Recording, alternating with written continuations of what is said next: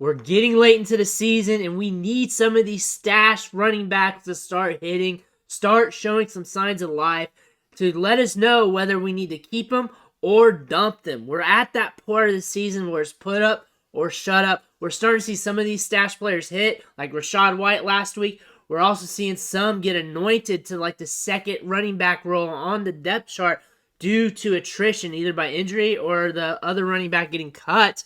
We talked about him earlier this week, but one running back we've been paying attention to all season long because he was a cheap stash on the IR was Kyren Williams. And things are different now. Things are very different. He's not on the IR no more. He is on our active roster, and now we have to treat him like a more expensive player, like a player that can be liquid. But we have to dig into the snaps from last week's game because he wasn't productive. He was getting his feet wet, but there are a lot of things to note here, especially with this Rams team, especially with how they implemented him.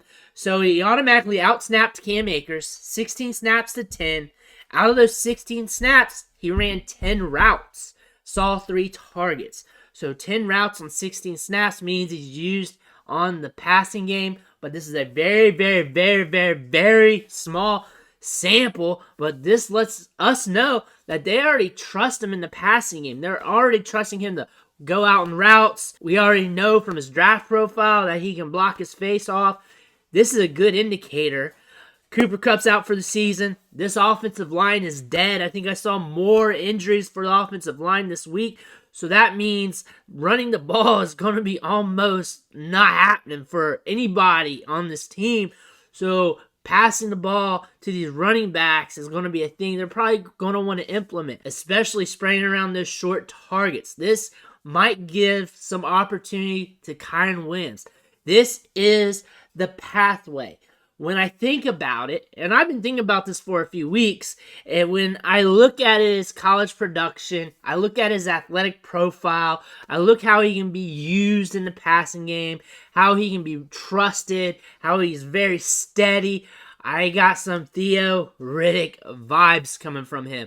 Ironically, from Notre Dame. And the reason why I got the Theo Riddick vibes is because Theo Riddick was a pass-catching running back, similar size, maybe a shade bigger, similar athleticism, a little different, but still, the similarities are very close here when it comes to just being dependable, catching the ball in the backfield. Theo Riddick had his day in the sun as a fantasy football asset, and it was for a short bit. A lot of people bring Theo Riddick up as a player from back in the day as that money ball play where you just inserted him in your lineup and you went heavy at the other positions.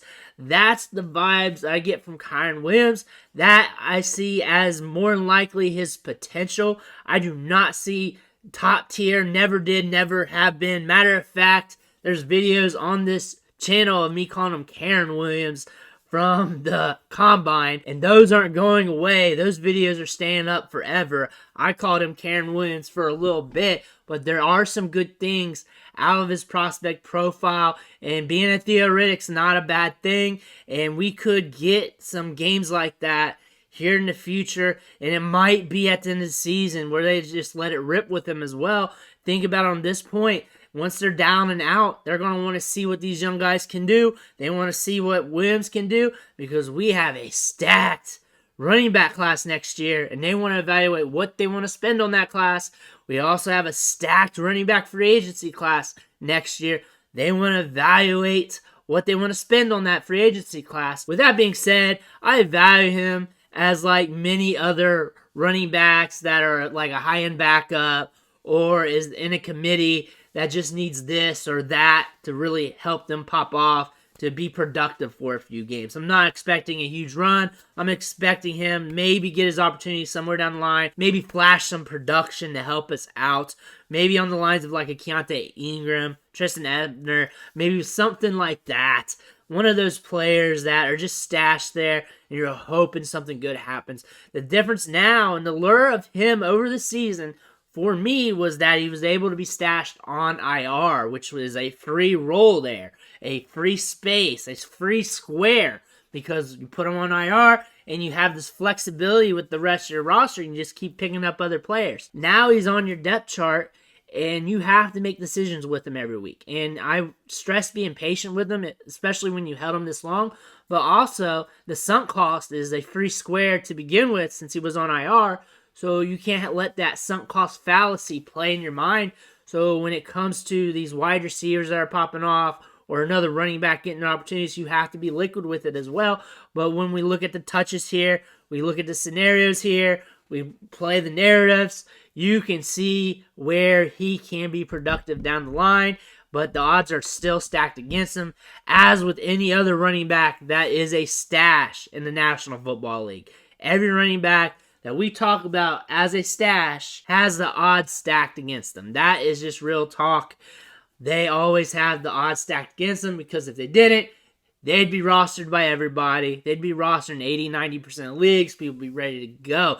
Guys like Rachaad White, the high-end stashes, those are the guys we're pulling the strings on. But these other deep stashes here, the odds are stacked against them. And really, you just want one for the back end of your roster just to see what happens. Kyren Williams is one of those dudes. I can definitely see where things could go good for him later in the year. And it might be a game or two. He might be $1 million player in DFS. It's going to be hard to get the balls to start him. I know some people started him last week because they didn't care. They were just ready to do it. I understand. I feel like he could have his day in the sun, but I would not bet on it on the weekly with my lineup. I feel like Kyren Williams can hold some value, but I feel like you can get the same with a bunch of other running backs too. So you're just going to have to shoot your shot on one.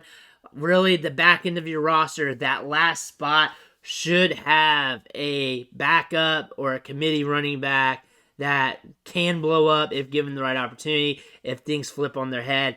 Kyren Williams is good for that. If you don't have that spot, then you don't have that spot. But if you have that spot, it's good to have a guy like that. Let me know in the comments below. Are you rostering him still? Are you starting him? Some people are just starting him and they don't care because it's the end of the year and they're just trying to swing for the fences. If you don't believe me, check the comments in some of my videos from last week.